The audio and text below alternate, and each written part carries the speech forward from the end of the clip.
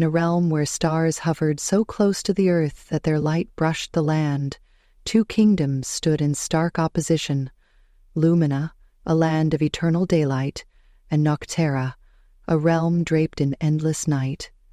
Though their borders touched, the kingdoms were separated by more than just light and shadow.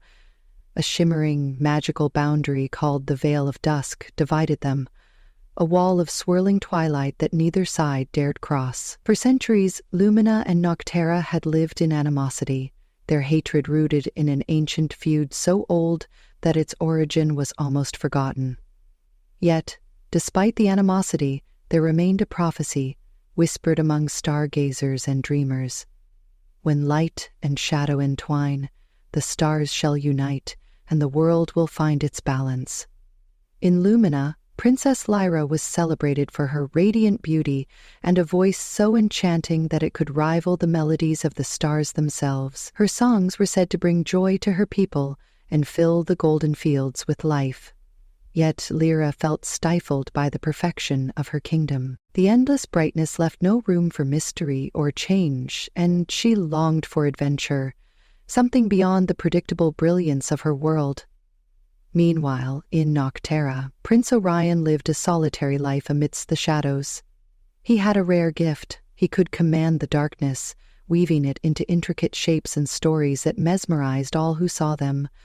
But Orion's gift was not enough to lift the gloom of his land, where the unending night weighed heavily on its people. The prince often gazed across the Veil of Dusk, curious about the world of light that seemed so distant and unattainable. Though they had never met, their destinies were entwined by the stars. One restless night, Lyra wandered to the edge of the veil, her curiosity pulling her closer than ever before. As she stood beneath the starlit sky, she began to sing, a haunting lullaby that carried across the boundary. The melody resonated in the stillness, weaving through the veil and into Noctera on the other side. Orion, drawn by the unfamiliar sound, approached cautiously. Hidden in the shadows, he listened, captivated by the voice that seemed to pierce the darkness around him. Overcome by the beauty of her song, Orion stepped forward, revealing himself. When Lyra saw him, her initial fear melted away. Their eyes met, and a strange feeling washed over them, a recognition, as though they had known each other in another life. Against the warnings of their kingdoms, they began meeting in secret beneath the veil, sharing stories and dreams.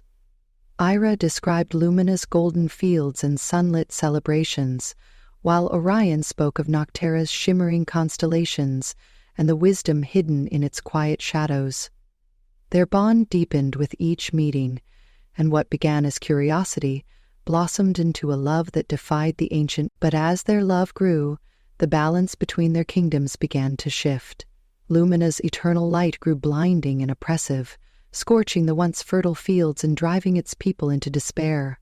Meanwhile, Noctera's shadows thickened, spreading like a suffocating fog that drained the land of vitality.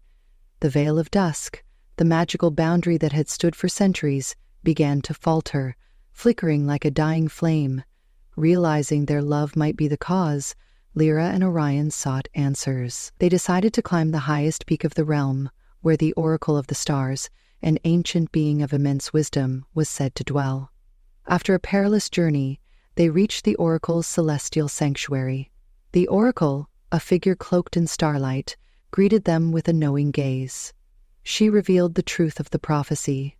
Their love was indeed the key to uniting the kingdoms, but the balance could only be restored through sacrifice. One of them would need to give up their essence, Lyra's light or Orion's shadow. The revelation was devastating. Lyra and Orion could not bear the thought of a world without the other. Refusing to accept the Oracle's terms, they proposed a daring alternative: to combine their essences and create something new. The Oracle warned them of the risk. Such an act had never been attempted and could unravel the very fabric of their world, but their love gave them the courage to try. Under a sky ablaze with shooting stars, Lyra and Orion held hands, their hearts beating as one. Together, they sang a melody that blended her light and his shadow into a harmonious symphony. their essences intertwined, forming a radiant twilight that spread across the land.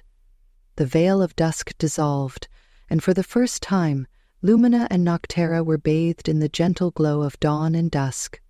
The harsh extremes of light and shadow softened, giving way to a world of balance and beauty. The people of both kingdoms marveled at the transformation. Luminous fields, once scorched by relentless light, now thrived under the soft. Noctera's shadows, once suffocating, became gentle and comforting.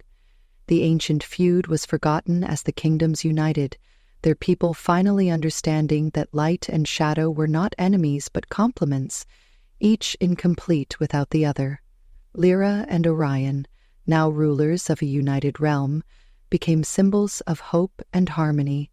Their love proved that even the greatest divides could be bridged by understanding, courage, and sacrifice. As the years passed, Lyra and Orion's story became a legend. When you look up at the twilight sky, you can still see the shimmering band of light and shadow they created, a reminder of their eternal love and the promise that balance can always be found. And so, the realm flourished under the gentle embrace of twilight, the stars above shining brighter than ever before.